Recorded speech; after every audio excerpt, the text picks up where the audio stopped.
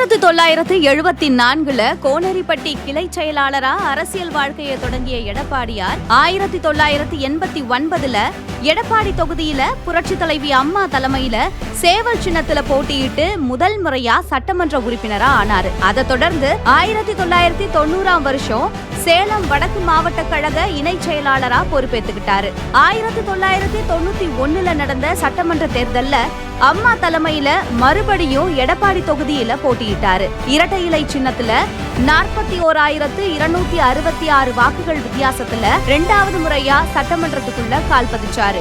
அதுக்கப்புறம் 1991 சேலம் வடக்கு மாவட்ட செயலாளராகவும் 1993 சேலம் மாவட்ட பால் உற்பத்தியாளர்கள் கூட்டுறவு ஒன்றியத்தோட தலைவராகவும் செயலாற்றினாரு. 1998 திருச்செங்கோடு மக்களவை தேர்தல்ல போட்டியிட எடப்பாடியாருக்கு வாய்ப்பு கிடைச்சது.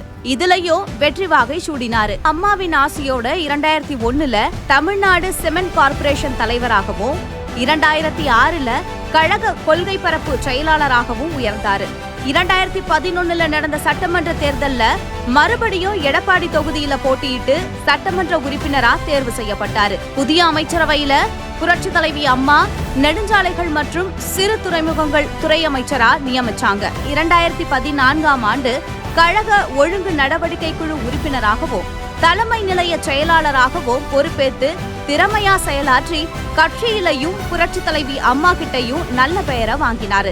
2016 சட்டமன்ற தேர்தல்ல எடப்பாடி தொகுதியில போட்டியிட்ட நம்ம எடப்பாடியார் தன்னை எதிர்த்து போட்டியிட்ட பாமக வேட்பாளர் அண்ணாதுரைய 42,022 வாக்குகள் வித்தியாசத்துல தோற்கடிச்சாரு. அப்போ அம்மா தலைமையில பொதுப்பணித்துறை அமைச்சரா பதவி ஏத்துக்கிட்டாரு புரட்சி தமிழர் எடப்பாடியார். 2017 பிப்ரவரி 16 தமிழ்நாட்டோட முதலமைச்சரா ஒரு மனசா தேர்வு செய்யப்பட்டு தமிழ்நாட்டை திறம்பட ஆட்சி செய்தாரு.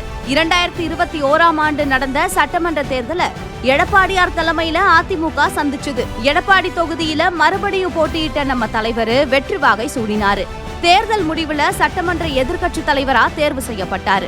2022 ஜூலை 11 நடைபெற்ற அதிமுக பொதுக்குழுவுல இடைக்கால பொதுச் செயலாளரா தேர்வு செய்யப்பட்டாரு.